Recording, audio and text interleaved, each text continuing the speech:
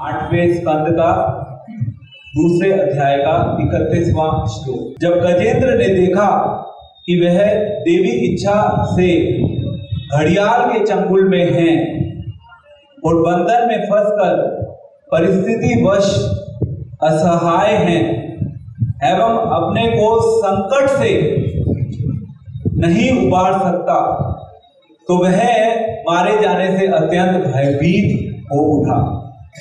फलस्वरूप उसने बहुत समय तक विचार किया और अंततोगत्वा वह इस निर्णय पर पहुंचा। तो आज का हमारा विषय है भय, भाग्य एंड भगवान। हम सभी के जीवन से ये तीनों चीजें जुड़ी हुई और हमने जो भी श्रीमद् भागवतम के 8वें स्कंद से जो विषय लिया है वो है गजेंद्र मोक्ष की कथा। और गजेंद्र मोक्ष की कथा जो है वो इन तीनों विषयों से जुड़ी हुई है, भय से भी जुड़ी हुई है, भाग्य से भी जुड़ी हुई है एंड फाइनली भगवान से भी जुड़ी हुई है।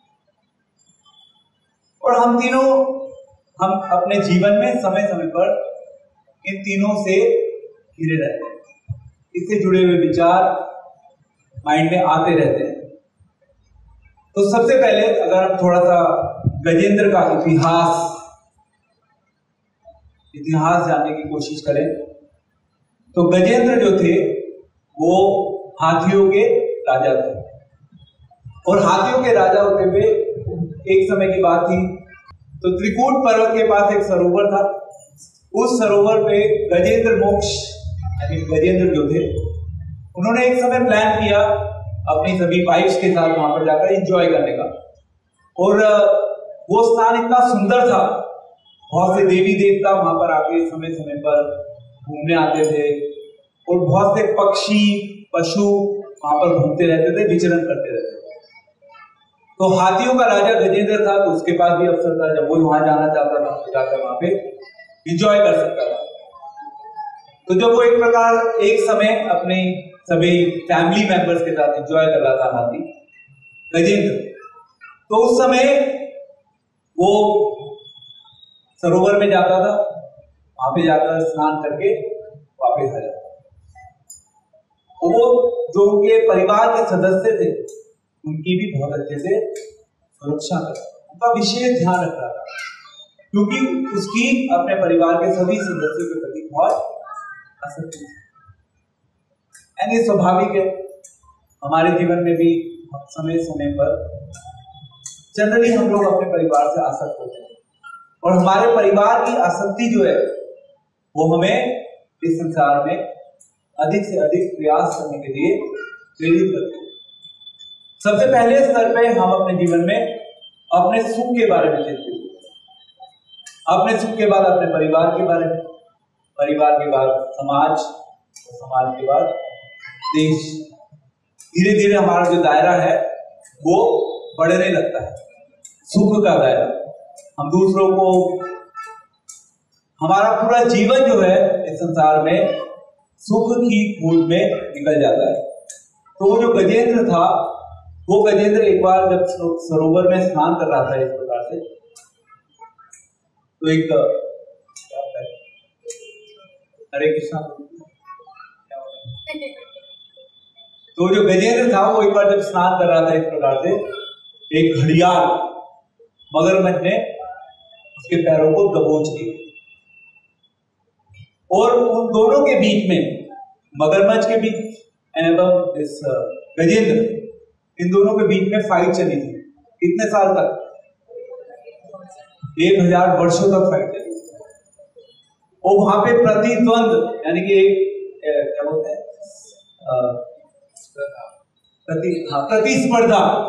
प्रतिस्पर्धा चल रही थी। उस प्रतिस्पर्धा में कभी ऐसा होता था कि हाथी जीतने लगता था, और कभी ऐसा होता था कि मगरमच्छ जीतने लगता था। तो दोनों के बीच में फाइट कॉन्टिन्यूसली चल रही थी। कभी किसी का पलड़ा भारी हो जाता था, कभी किसी का पलड़ा भारी, तो कभी वो सरोवर में लड़ते थे, कभी वो उसके बाहर लिया जाते थे। और इस प्रकार से रेगुलर फाइट चल रही थी दोनों के बीच में। फाइट चलती रही चलती रही चलती रही। धीरे धीरे धीरे जो गजेंद्र था, गजेंद्र की शक्ति जो है वो क्षीण होने लगी, वो कमजोर होने लगा, क्योंकि जो मैक्सिमम फाइट हो रही थी वो उस सरोवर में हो रही थी। और सरोवर का प्राणी कौन है? मगरमच्छ। मगरमच्छ रहता है पानी में, तो मगरमच्छ की शक्ति जो थी वो ज्यादा थी अल्टीमेटली, क्योंकि वो अपने स्थान पे था। जैसे हम अपने जीवन में देखते हैं, जब हम अपने स्थान पर होते हैं तो हम ज्यादा कंफर्टेबल होते हैं। जैसे अगर आप रोड्स पर जाएंगे, रोड्स पर क्या होते हैं? कुत्ते, डॉग्स होते हैं ना, स्ट्रीट डॉग्स। और स्ट्रीट डॉग्स अपने इलाके के राजा होते हैं। I mean, कोई भी जाएगा तो एकदम से उसके ऊपर झपटने की कोशिश करते हैं, और जैसे उनकी गली खत्म होने लगती है तो एकदम से वो शांत होकर पीछे बैठ, उनका जोश खत्म हो जाता है। तो इस प्रकार से जो मगरमच्छ था, क्योंकि ये मगरमच्छ पानी में रहने वाले थे, उसके पास बहुत शक्ति थी, और धीरे धीरे जैसे जैसे वो युद्ध कर रहा था, उसकी शारीरिक शक्ति, मानसिक शक्ति एवं इंद्रियों की शक्ति, इन तीनों शक्तियों में धीरे धीरे उसकी वो शक्ति जो है वो बढ़ रही थी। और दूसरी तरफ गजेंद्र जो था, उसकी शारीरिक शक्ति, मानसिक शक्ति एवं इंद्रियों की शक्ति, तीनों शक्तियां धीरे धीरे उसकी बढ़ रही थी। उसने बहुत प्रयास किया, प्रयास करता रहा, फाइनली वो थक गया। उसकी वाइफ, यानी कि उस हाथी की पत्नियां, वो भी पास में खड़ी थी, वो देख रही थी, वो चिल्ला रही थी। वो कुछ कर नहीं सकती थी बेचारी, पर वो चिल्ला रही थी। तो उनके जो मित्र थे, हाथी गजेंद्र के जो मित्र थे, उन्होंने भी बहुत प्रयास किया, बट फाइनली कोई भी किसी प्रकार से गजेंद्र की सहायता नहीं कर पाया। और वहां पे फिर गजेंद्र लिख रहे हैं कि भाई, ऐसी परिस्थिति में, जब मैं ऐसी सिचुएशन में, मेरे सामने आ चुकी है सिचुएशन, ऐसी परिस्थिति में मैं कुछ भी नहीं कर पा रहा। मैं तो क्या, मेरे परिवार के सदस्य मेरी सहायता नहीं कर पा रहे, मेरे मित्र मेरी सहायता। अब वो बहुत ज्यादा क्या हो गया, भयभीत। ऐसे ही हमारे जीवन है, हमारे जीवन में एक पावर काम कर रहा होता है। किसी को पता है पावर? पा, फ, ब, भ एंड म। पा फॉर परिश्रम। हम पूरे जीवन को अपने परिश्रम में निकाल देते हैं।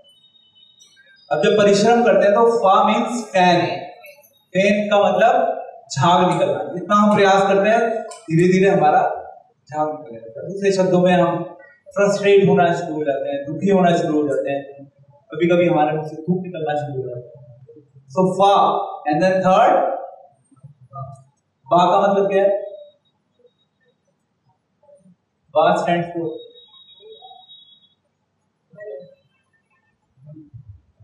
मेरी भी माइंड से। एनीहाउ, चौथा है, बा के बाद फोर्थ है भा। भा का मतलब है, तो हमारा आज का विषय। तो जब हम बहुत अधिक प्रयास कर लेते हैं, दुखी हो जाते हैं, थक जाते हैं, टूट जाते हैं, स्पेशली अगर मैं उन लोगों की बात करूं जो कॉर्पोरेट लाइफ अपनी स्पेंड करते हैं। मैंने बहुत कॉर्पोरेट लाइफ का एक्सपीरियंस किया और बहुत से लोगों से मिला हूं। उन लोगों की लाइफ जो होती है वो बहुत ज्यादा डिस्टर्बिंग होती है, स्पेशली अगर हम बात करें एमएनसीज की। और उन एमएनसीज में भी अगर हम स्पेसिफिकली बात करें स्टार्टअप्स की, स्टार्टअप्स में 20-20 घंटे लोग काम करते हैं। 20 घंटे बहुत बड़ा टाइम होता है। मतलब अगर आप एक average working hour 8 to 10 hours maximum, but लोगों से 20-20 घंटे काम कराया जाता है। मुश्किल से उन्हें 4-5 घंटे सोने को मिलता है, फिर उनका काम शुरू हो जाता है। तो ऐसे उनका जीवन निकलता चला जाता है। धीरे धीरे फ्रस्ट्रेशन जो होती है उनकी लाइफ में बढ़ती चली जाती है। वो फ्रस्ट्रेशन कई बार ऐसा देखा जाता है कि लोग उस फ्रस्ट्रेशन में सुसाइड भी करते हैं। तो ये इससे धीरे धीरे हमारी लाइफ में क्या शुरू हो जाता है? डर आना शुरू। क्योंकि अगर हमारे जीवन में हमारे पास पैसा है तो पैसे को कहां सेट किया जाए, कहां लगाया जाए पैसे को, कहां पैसा हम लगाएं जिससे हमारे जीवन में हमें अधिक से अधिक उस पैसे से क्या मिल सके? रिटर्न मिल सके।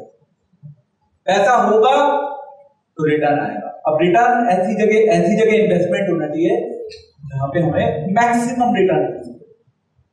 तो हम अलग अलग ऑप्शंस को ढूंढते हैं, अलग अलग एवेन्यूज को सर्च करते हैं कि यहाँ पे कितने साल में मल्टीप्लाई हो जाएगा, डबल कितने साल में। तो इस प्रकार से माइंड में कैलकुलेशन शुरू हो जाती है। तो ये एक सिचुएशन हो गई कि हमारे पास हमारे जीवन में पैसा है तो उस पैसे को कहां पर सेट करना है। दूसरी सिचुएशन क्या है? हमारे पास पैसा नहीं है। ये दो पॉसिबिलिटी होगी। पैसा नहीं होगा तो फिर हम क्या करेंगे? अधिक से अधिक परिश्रम करेंगे। परिश्रम करेंगे इस आशा के साथ कि हमारे परिश्रम से हमारे जीवन में अधिक से अधिक पैसा आता है। अब यहां पे दूसरा पार्ट, पहला था भय और दूसरा है, मैंने क्या बोला था दूसरा? भूल गया। इतना सिंपल था ये तो। भाव और भाग्य। फिर क्या होता है? मोस्टली लोग अपनी लाइफ में परिश्रम के ऊपर निर्भर रहते हैं। उनको लगता है कि यदि हम परिश्रम करेंगे तो हमारे जीवन में हमारे पास अपने आप पैसा आ जाएगा। परिश्रम करो बस। उनके जीवन का लक्ष्य है परिश्रम करना। हमारा परिश्रम ही हमारी डेस्टिनी को बना देगा। बाकी तो बाकी सब कहने की बात है। तो उनका फोकस केवल परिश्रम के ऊपर होता है। अब अगर हम इस गजेंद्र की बात करें, गजेंद्र जो था उसने भी अपने भाग्य के ऊपर डिपेंडेंट होकर उसने प्रयास भी किया बहुत। उसकी प्रवृत्ति इस प्रकार से थी, उस प्रवृत्ति के आधार पर उसने प्रयास किया। तो हमारे जीवन में दो सिचुएशन आती है। एक कि हम अपने भाग्य के ऊपर निर्भर हो जाए, दूसरा कि हम अपने जीवन में क्या करें? परिश्रम करें। अब मोस्टली क्या होता है? मोस्टली हमारा फोकस जो होता है वो परिश्रम के ऊपर। अब परिश्रम में रिजल्ट क्या होगा? रिजल्ट दो हो सकते हैं, या तो रिजल्ट पॉजिटिव होगा या रिजल्ट नेगेटिव। अगर आपने बहुत अधिक परिश्रम किया और यदि आपके जीवन में रिजल्ट नेगेटिव आया, उसका रिजल्ट क्या होगा? उसका रिजल्ट पहले तो फ्रस्ट्रेशन बढ़ेगी, स्ट्रेस आएगा, एंजाइटी आएगी, डिप्रेशन आना शुरू हो जाएगा कि मैंने इतना प्रयास किया, इतने प्रयास के बाद भी रिजल्ट मेरे फेवर में नहीं आया। फिर हम अपने आप को कोसना शुरू कर देते हैं, चीजें मेरे अनुसार नहीं हो रही थी, मेरी लाइफ मुझे धोखा दे रही। और दूसरा दृष्टिकोण हमें क्या सिखाता है? प्रयास करिए, अत्यधिक प्रयास में अपने आप को व्यस्त मत करिए। गीता में कृष्ण कहते हैं यदि इच्छा लाभ संतुष्ट हो। आपको कौन से लाभ के पीछे भागना है? कौन से लाभ की बात है? यद इच्छा लाभ संतुष्ट हो, वो लाभ जो हमें स्वतः प्राप्त हो, या वो लाभ जिसके लिए हमें बहुत अधिक जीवन में प्रयास करने की आवश्यकता नहीं है। अत्यधिक प्रयास जो है वो प्रॉब्लम का कारण करता है। तो गजेंद्र मोक्ष गजेंद्र जो है वो गजेंद्र भी इस प्रकार से प्रयास कर रहा था, इस आशा के साथ कि उसके प्रयास के थ्रू उसको सफलता मिल जाए। तो वो प्रयास करता रहा, बट फाइनली वो प्रयास करने के बाद थक गया। अब श्रील प्रभुपाद इसके तात्पर्य में एक बहुत इंटरेस्टिंग पॉइंट लेके आ रहे हैं। प्रभुपाद बता रहे हैं कि इस संसार में दो प्रकार के लोग होते हैं। एक कैटेगरी वो है जो धर्म परायण है, जिनकी धर्म में रुचि है, धर्म के प्रति आस्था है। तो प्रभुपाद ने वहां पर कोट किया है भगवद गीता का श्लोक, चतुर्विधा भजन्ते माम जना सुकृतिनो अर्जुना। चार प्रकार के लोग मेरी शरण में आते हैं। इसमें सबसे पहली कैटेगरी कौन सी है? आर्थ, यानी कि दुखी। तो जो धर्मपरायण है, जिनकी भगवान में थोड़ी सी भी रुचि होती है, वो भगवान की शरण लेने के बारे में विचार करते हैं। परंतु जो अपने जीवन में अधिक से अधिक पाप करते हैं, उनके जीवन में क्या होता है? क्या होता है उनके जीवन में? वो योजनाएं बनाते बनाते अपने जीवन को खत्म कर, इसलिए आ रहा है प फ ब भ एंड देन लास्ट क्या है? मां मीन्स फाइनली उनकी योजना बनाते बनाते मृत्यु हो जाती है।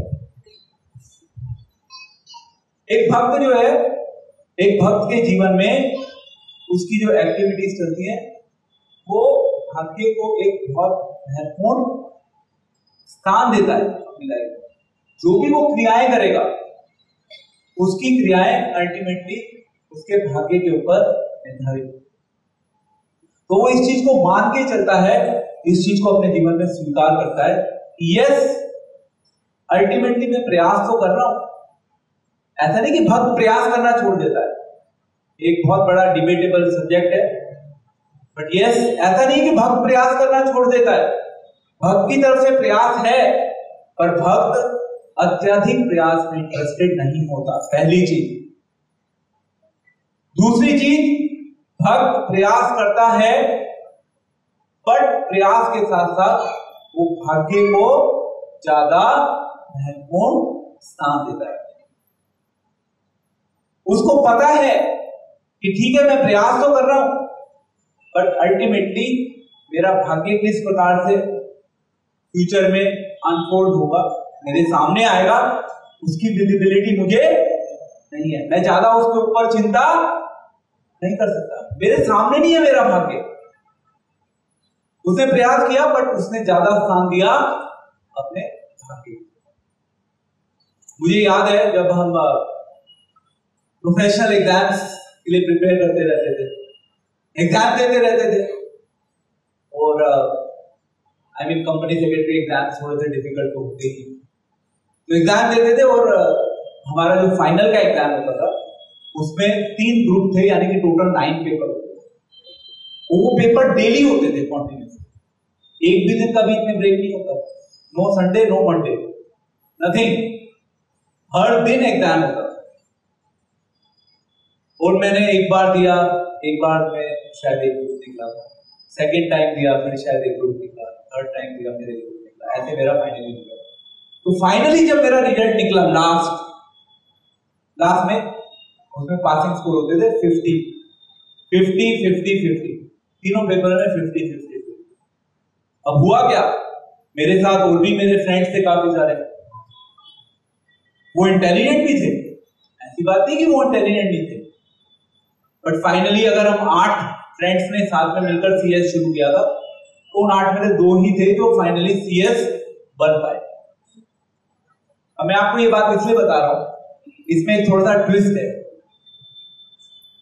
ट्विस्ट आपको आगे का पार्ट क्या है वो मैं बता रहा हूं। तो ठीक है, 8 में से 2 फ्रेंड्स बन गए सीएस, मैंने और भी पढ़ाई करी, इधर गया उधर गया, बहुत सी चीजें कर ली। अब उसके बाद हुआ क्या कि अब बात आती है, जब सब अपनी पढ़ाई कर लेते हैं, पढ़ाई के बाद व्हाट इज नेक्स्ट? या तो आप नौकरी करेंगे या अपना बिजनेस। मोस्टली आप इसके बेसिस पे डिसीजन लेते हैं और लाइफ में आगे मूव ऑन करना शुरू कर देते हैं। तो इन जनरल मैंने देखा है ऐसा, मैं गलत हो सकता हूं बट जो मेरा रफ असेसमेंट है मैं उसके बेसिस पे बता रहा हूं। इन जनरल मेरे जितने भी फ्रेंड्स थे प्रैक्टिकली वो सब किसी ना किसी रूप में इन्हें वे लाइफ में आगे निकल गए, चाहे वो कंपनी सेक्रेटरी बन पाए या नहीं बन पाए। हम बन गए पर हम बहुत ज्यादा आगे नहीं निकल पाए। तो देन ओके, अब ऐसी सिचुएशन जब लाइफ में आ जाती है तो फिर आप कहां पे सेटल होगे लाइफ? आप किस चीज को इंपॉर्टेंस देंगे ऐसी सिचुएशन कि उन्होंने भी ज्यादा कुछ नहीं किया, उनकी क्वालिफिकेशन तो पूरी हुई नहीं बट वो आगे निकल गए। इस चीज को आप बोल दो भाग्य।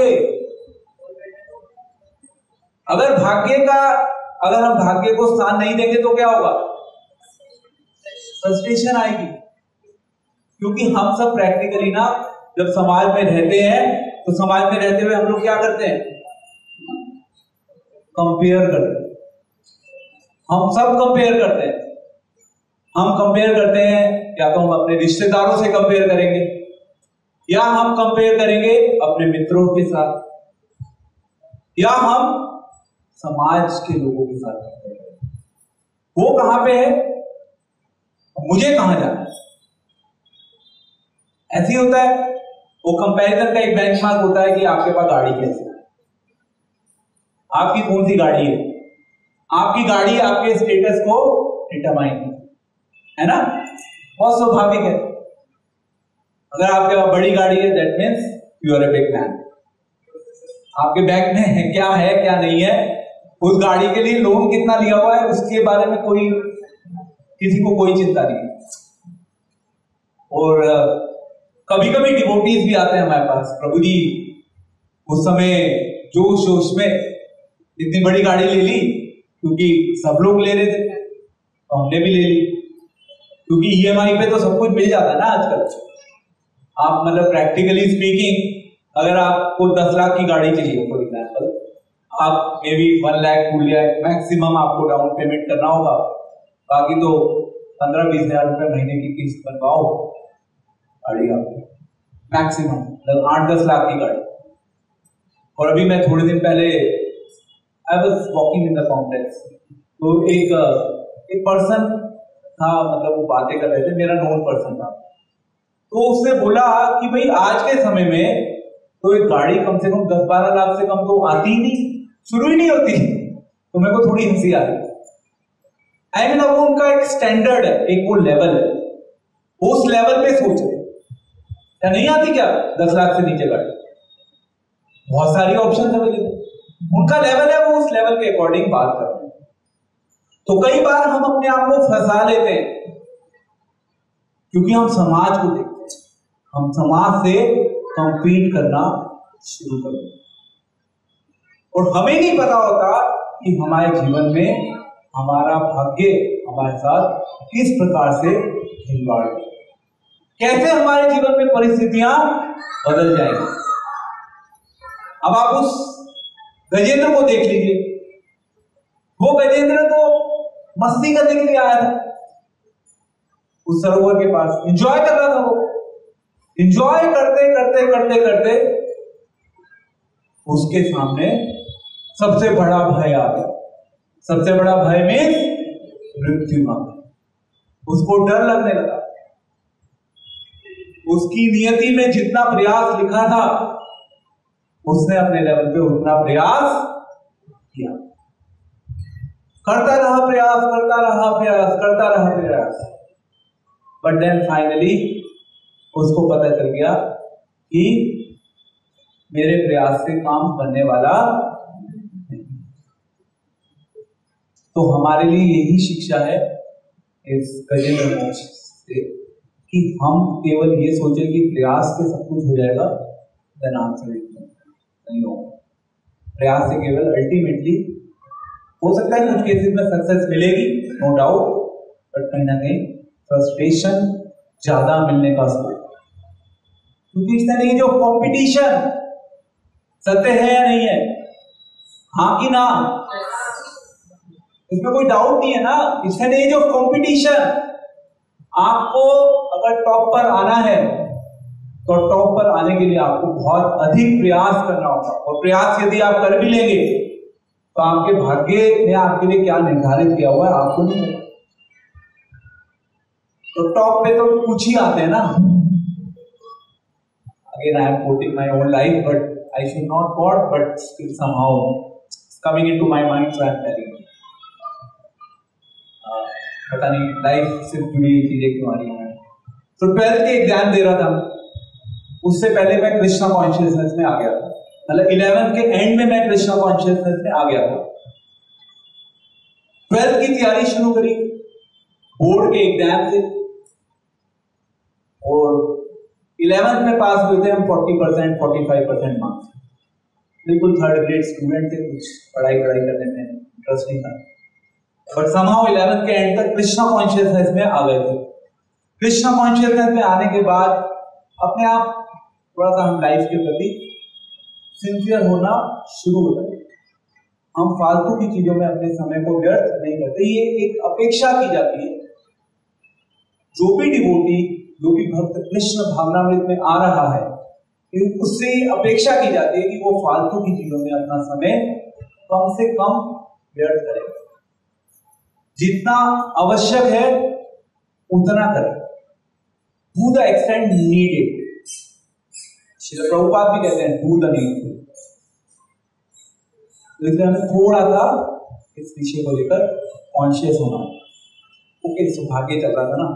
सो 12th में मैंने फिर बहुत लग के मेहनत करी, क्योंकि बाकी वो सब चीजों में दोस्त बुलाते थे उधर उधर, मैं जाता ही था। फोकस थोड़ा सा बढ़ गया था स्टडीज की तरफ। रिजल्ट क्या है? 12th में मैं समाउंट थर्ड आ गया क्लास। मैं खुद हैरान था कि मैं कैसे थर्ड आ गया, हालांकि मैंने उसके लिए मेहनत की थी, क्योंकि 11th में तो मैं बिल्कुल थर्ड ग्रेड स्टूडेंट था। एनीहाउ, सो मैं पॉइंट ये बता रहा हूं कि लाइफ में परिस्थितियों के अनुसार प्लस हमारे भाग्य के अनुसार कैसे चीजें बदलेंगी, हमें उसका दूर दूर तक कोई भी अंदाजा नहीं होता। हमें से किसी को नहीं है वो अंदाजा। वो कई बार लोग कहते हैं कि भाई मेरे जीवन में तो मुसीबतों का पहाड़ हो गया। सुनाइए, हमने खुद भी कहा होगा अपने आप से, लोगों से, कि मेरे जीवन में मुसीबतों का पहाड़ टूट गया, मुझे समझ नहीं आ रहा मैं क्या करूं, भगवान ने मेरे जीवन में मेरे साथ ही ऐसा हो गया, मैं तो सबके साथ अच्छा करता हूं, मेरे साथ ही गलत। हम अपने आप को भी कोसते हैं और साथ साथ भगवान को भी कोसते, और प्लस अपने आप को कोसा, संसार को भी कोसते। अपने आप को कोसते हैं, भगवान को कोसते हैं, संसार को कोसते हैं, सबको केवल कोसते हैं। यही चलता रहता है। ओके, सो ये भाग्य का रोल है। एज डिवोटीज, अगर हम कृष्ण भक्ति में थोड़ा सा भी समझने का प्रयास कर रहे हैं, तो हमें भाग्य को एक स्थान देना होगा, अच्छे वाला स्थान, केवल बोलने वाला नहीं।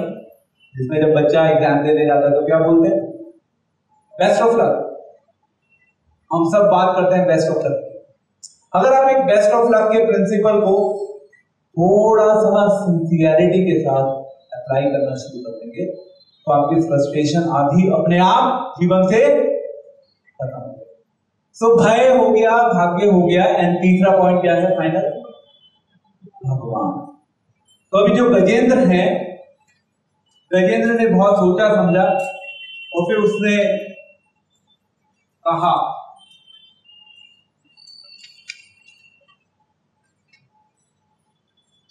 ओके, अगला ही श्लोक है 32। जब मेरे मित्र तथा अन्य संबंधी हाथी मुझे इस संकट से नहीं उबार सके, तो मेरी पत्नियों का तो कहना ही क्या, वे कुछ नहीं कर सकती। यह विधाता की इच्छा है इच्छा थी कि इस घड़ियाल ने मुझ पर आक्रमण किया। विधाता मीन्स भगवान, भगवान की इच्छा। उसके बाद अतएव मैं उन भगवान की शरण में जाता हूं जो हर एक को, यहां तक कि महापुरुषों को भी सदैव आश्रय प्रदान करते हैं। अब थर्ड एलिमेंट आ गया भगवान का। जब हमारे जीवन में हमारे आसपास सिचुएशन आती हैं, हम डिस्टर्ब होना शुरू होते हैं, हम असहाय हो जाते हैं। असहाय मीन्स हमें पता चल जाता है कि हमारे बस की, मेरे बस में कुछ नहीं है भगवान, अब आप मेरे जीवन की डोर आपके ही हाथ में है, आप संभालो। कैसे चलेगा मेरा जीवन मुझे नहीं पता, मैंने बहुत कुछ कर लिया, बहुत एक्सपेरिमेंट्स कर लिए, बहुत ट्रायल कर लिए। भगवान अब आप ही मेरी रक्षा कर सकते हैं, आप ही मेरे जीवन का आसरा हैं। समझ गए? तो इस प्रकार से जब हमारे जीवन में परेशानियां आती हैं, विषम परिस्थितियां, हमारे पास एक्चुअली सेकंड ऑप्शन लाइफ में नहीं होती, एक ही ऑप्शन खुलनी चाहिए। गजेंद्र सिखा रहा है हम लोगों को, हमारे जीवन में एक ही ऑप्शन खुलनी चाहिए।